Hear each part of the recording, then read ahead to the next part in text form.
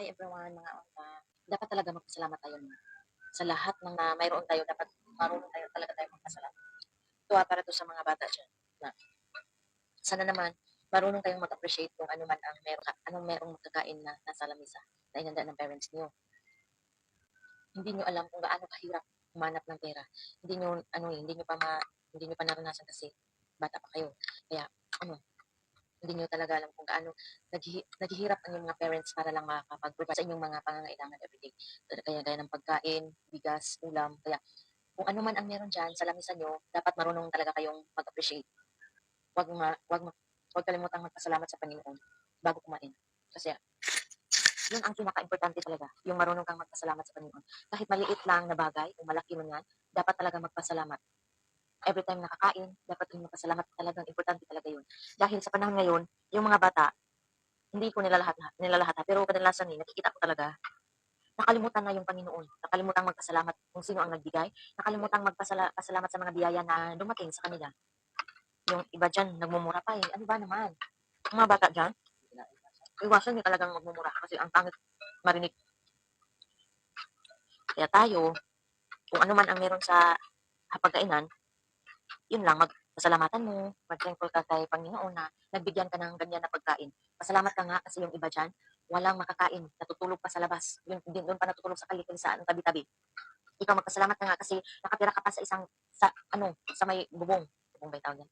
Nakatira ka pa sa bahay, hindi ka natutulog sa kali. Yung iba nga dyan, naghanap yun ng kung alam nyo lang ang kung alam nyo lang ang kanilang damdamin. Naku, na-feel ko talaga na ang hirap talaga na matutulog sa tabi-tabi, matulog sa kalye, yung ganyan nga, di ba? Ang dami kayang ganyan. Mm-mm. Wala pang makain. Naghingi pa. Dapat yung mga bata dyan, kayong mga bata na masagana ang inyong pamumuhay, masasagana ang inyong pagkain, dapat talaga magpasalamat kayo sa inyong parents dahil nabigyan kayo ng magandang buhay, nagbigyan kayo ng magandang pagkain, magandang tulugan. Dapat magpasalamat kayo ha. Hindi pa kayo makontento sa binigay ng parents niyo. Kaya naman. At isa pa, mag-aral kayo ng mabuti para masaya ang parents, para magiging happy ang inyong parents. Hindi yung kayo naglalakwat siya. Hindi hindi dapat ganyan ha, mga estudyante diyan. Dapat marunong kayong sumunod sa mga parents niyo at mga magulang niyo. Dapat maawa kayo. Hindi yung pinaaral kayo tapos naglalakwat siya lang.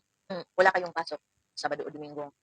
Dapat tumulong kayo sa parents niyo para hindi mahirapan yung mga magulang niyo maghanap buhay. Mm. Yung simple lang gawaing bahay, dapat magawa niyo na yan. Kasi yan eh, napakalaking bagay yan sa parents niyo kapag nagawa niyo yan. Sure, sure ko nga, malipay yun na yung parents, yung nanay niyo ba? Dapat ganyan na, hindi yung maglalapat siya lang kung saan saan. Yung gawaing bahay, unahin mo na magtrabahuin yan. Tsaka ka magsuselfon. Magtitiktok. Kasi, ito nilito ko talaga. Kasi yun ang nakita ko sa ating palagad eh. Yung parents, naghahanap ng hanap buhay. Tapos yung anak na nag-aaral, naglalakwat siya lang, kasama yung mga barkada.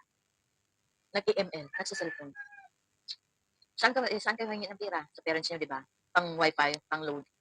Sana, iniisip niyo yan bago kayo maggagawa ng mga kalukuhang mga hindi nakakapagpasaya ng parents niyo. Yan ang pinaka-importante, magdasal at magpasalamat sa Panginoon na nagising ka pa sa umaga, di ba? Ito ha, para sa mga kabataan dyan. Bago kayo matulog, mag-pray muna kayo. Huwag muna mag-cellphone. Bigyan nyo naman ng panahon ang pagdasal.